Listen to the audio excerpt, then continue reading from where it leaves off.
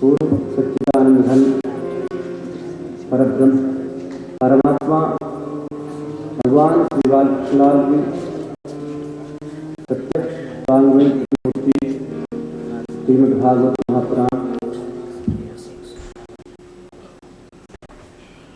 उपस्थित भक्तवृंद, आचार्यवृंद, वरिष्ठवृंद तथा बुद्धिमती ममतामयी करुणामयी माताएं बहनें, मंचस्थ समस्त संगीत कला प्रेमी मित्र बंधु, आज कथा का 6वां दिन है।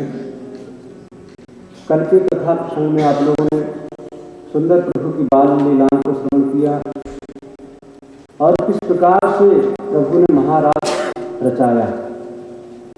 गोपियों के साथ, श्री राधा जी के साथ मिलकर के सुंदर रास रचाया और उस रास में देवता भी आए। सभी लोग गोपी भाव को प्राप्त करके उस महारास में सम्मिलित हुए और प्रभु ने रास किया। आप लोगों ने उस रास के दर्शन भी किए, हम लोग सब मिलकर के। और इसके पश्चात परीक्षित ने प्रश्न कर दिया था, संस्थापनाय धर्मस्य प्रथमाय तरस्य च अवतीर्णो हि भगवान अंशेन जगदीश्वरः। परीक्षित ने प्रश्न किया और सुखदेव स्वामी किस प्रकार से उनके प्रश्नों का उत्तर देते हैं, उसके पूर्व प्रभु का नाम संकीर्तन करते हैं और उसके पश्चात कथा में हम लोग प्रवेश करेंगे। और आज बड़ी सुंदर कथाएं हैं। प्रभु का मुद्रागमन होगा और रुक्मिणी विवाह भी आज ही होगा। तो आइए पहले भगवान नाम संकीर्तन करते हैं, उसके पश्चात कथा में प्रवेश करेंगे।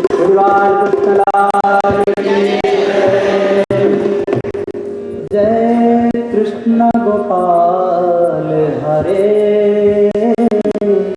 जय दीन दयाल हरे, जय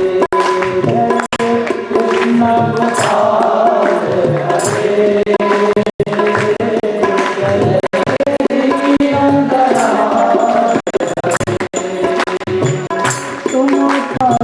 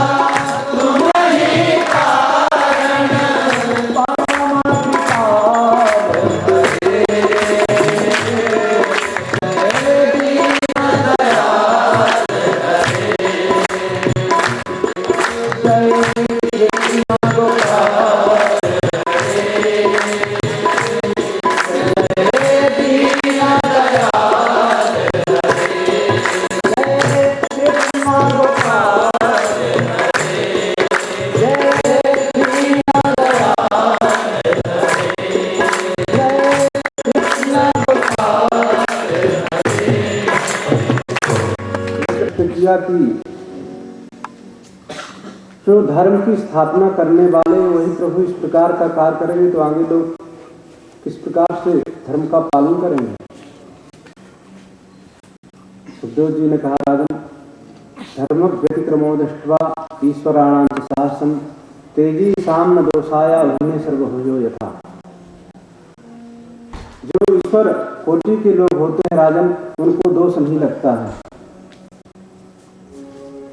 अगर कभी हम लोग की दृष्टि में, हम लोग की नजर में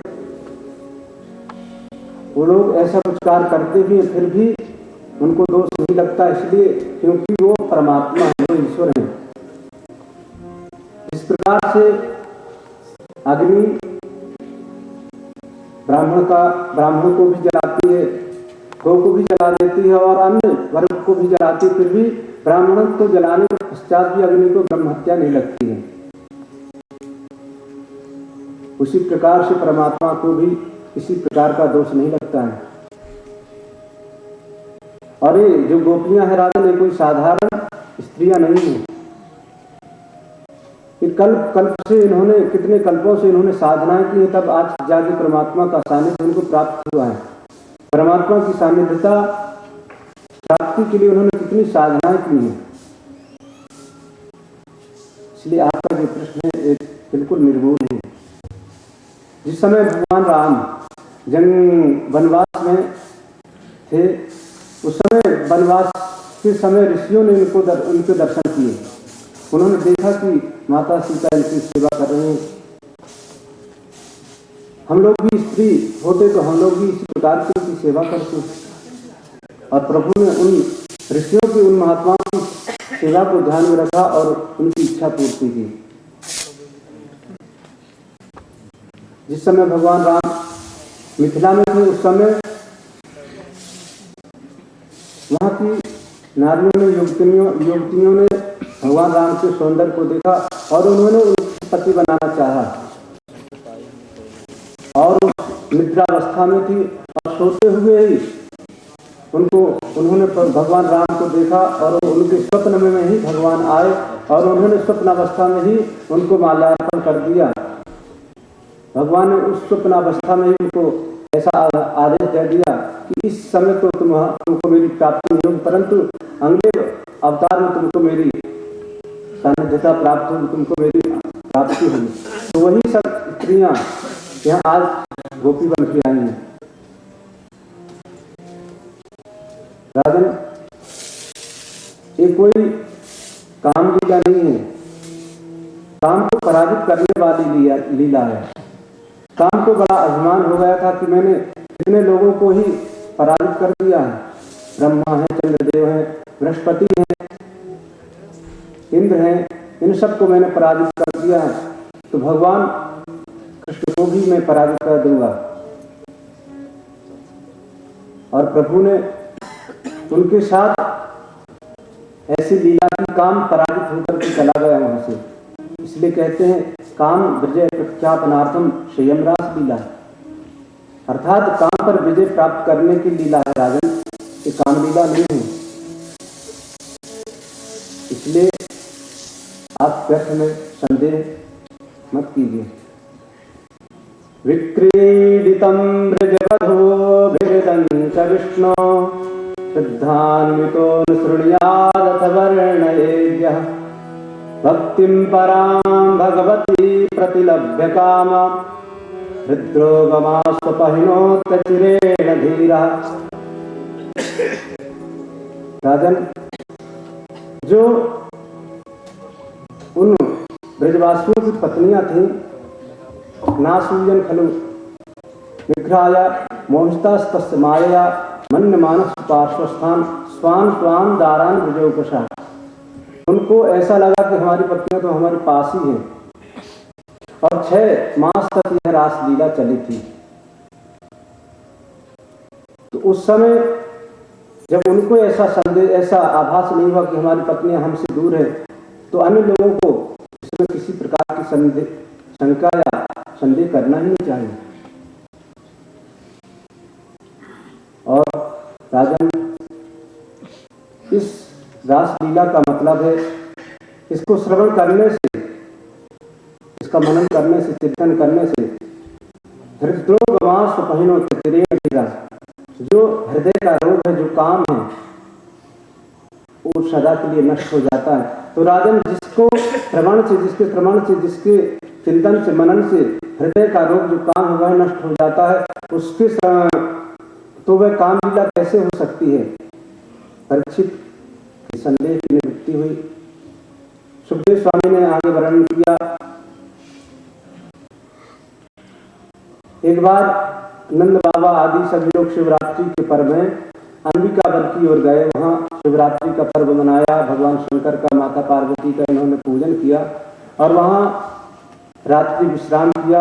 और रात्रि में ही वहां एक अजगर सर्प रहता था, उसने आकर के नंद बाबा को डसने लगा। जैसे लोग चिल्लाने लगे, लाठियों से, डंडों से पीटने लगे, कोई बचा न सका। तो भगवान श्री कृष्ण को पुकारा गया। वहां आए, भगवान ने जैसे स्पर्श किया कि वह तुरंत सुंदर स्वरूप में परिणत हो गया। भगवान ने पूछा, तुम कौन हो? अहम विद्याधरः कश्चित् सुदर्शन इति श्रुतः श्रियात् रूप संपत्त्या विमानेनाचरं दिशा। उसने कहा, मैं विद्याधर नाम का एक गंधर्व था।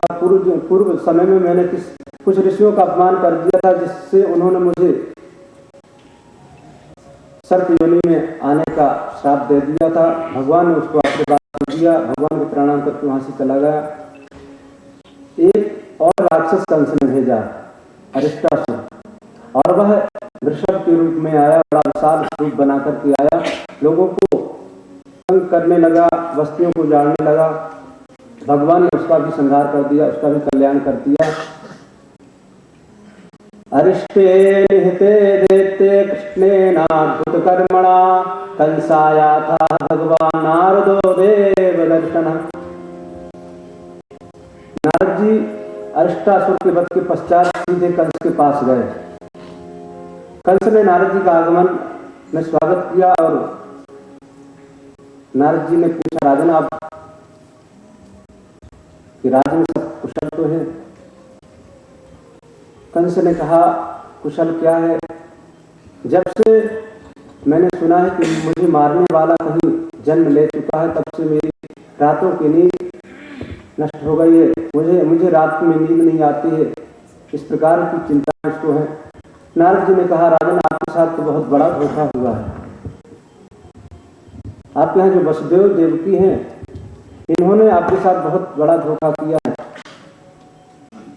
इनके यहाँ 8वें गर्भ के रूप में आपके काल का जन्म हुआ था और इन्होंने ले जाकर के गोकुल में उनको पहुंचा दिया था। वहीं से कन्या को ले आए थे और इस समय इनके जो 2 बालक हैं वहाँ, बलराम और श्री कृष्ण, वे इन्हीं के बालक हैं। जब इस प्रकार से कंस ने सुना तो तुरंत तलवार निकाल करके मारने के लिए उद्यत हो गया, जाने लगा। नारद जी ने सोचा, अगर अभी जाकर के उनको सताएगा तो मुझे दोष लगेगा, इसीलिए सुख समझाना चाहिए। नारद जी ने समझाया कि वसुदेव देवकी का वध करने से तुमको कुछ प्राप्त नहीं होगा। तुम उनको मार दोगे और इसके बाद जो तुम्हारे काल हैं कृष्ण और बलराम, वो और छुप जाएंगे और जब बड़े हो जाएंगे तब तुम्हारे साथ युद्ध करने के लिए आएंगे। कंस ने कहा कि तुम मुझे क्या करना चाहिए? नारद जी ने कहा कि एक ही उपाय है, आप ऐसा महोत्सव मनाइए जिसमें उनको भी निमंत्रण दीजिए।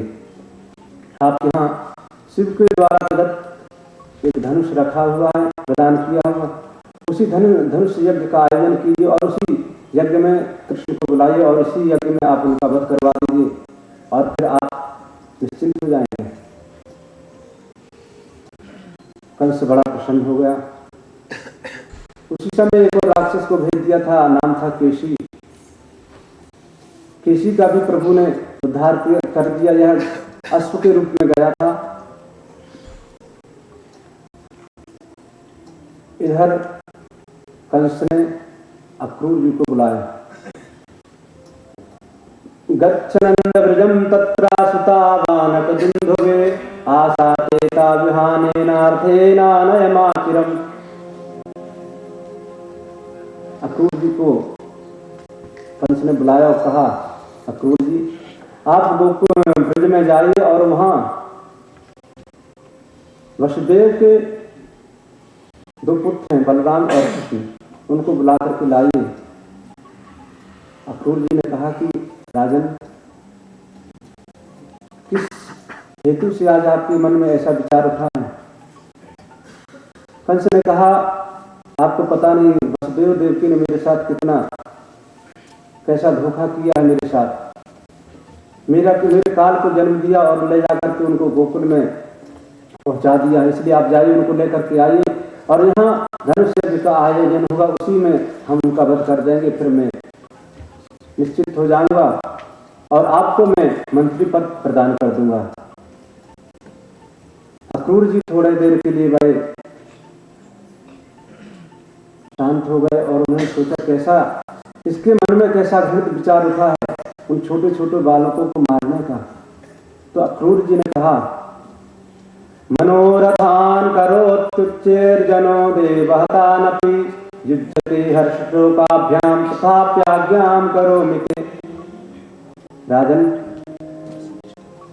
आप कह रहे हैं कि आपके काल है, परंतु आप कब तक उनसे बचेंगे? और मनुष्य की सबसे बड़ी भूल यही है राजन कि वह सोचता अधिक है, करता कम है। मनोरथ अधिक सजाता है और उनमें उनको करता कम है, कर्म बहुत कम करता है। अक्रूर जी की बातें सुनकर के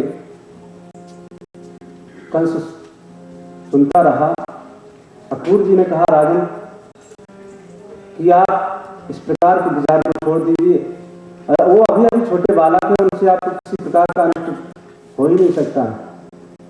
कंस ने कहा, आप जाएंगे या नहीं?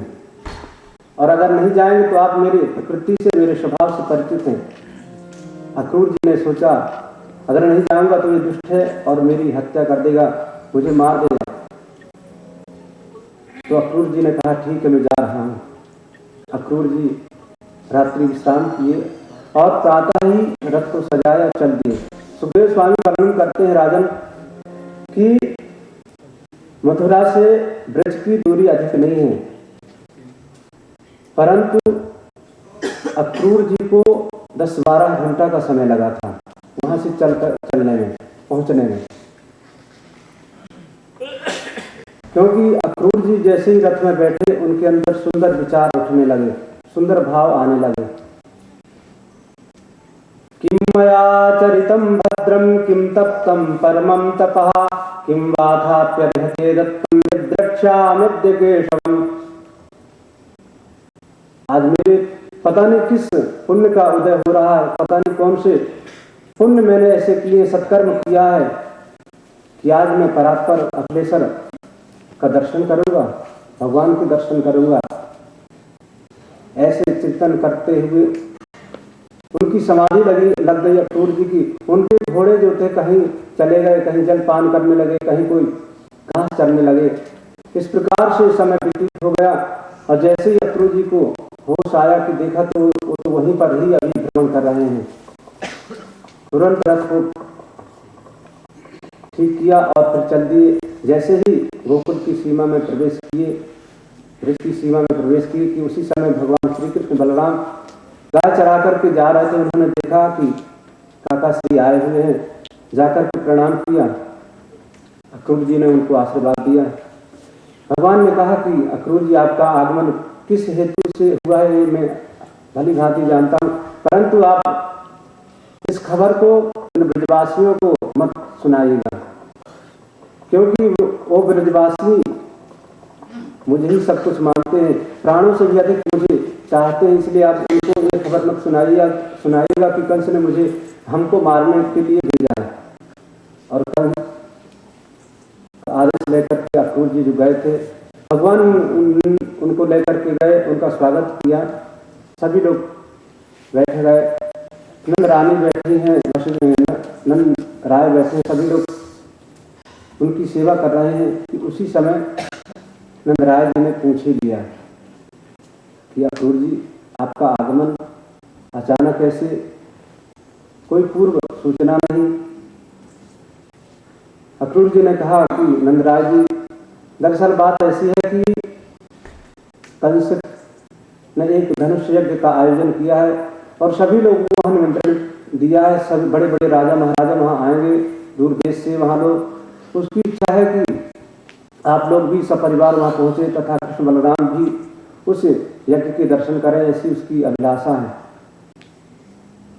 जैसे ही नंदरानी ने सुना तो नंदरानी ने जैसे सुना कि कृष्ण बलराम को लेने के लिए आए हैं, नंदरानी भोजन कर रही थी और भोजन करते ही उनका ग्रास नीचे गिर गया और तुरंत आकर के उठ करके आई, बोली कि अगर मेरे प्राण भी चाहिए तो ले जाओ, परंतु मेरे कन्हैया को कोई नहीं ले जा सकता यहाँ से।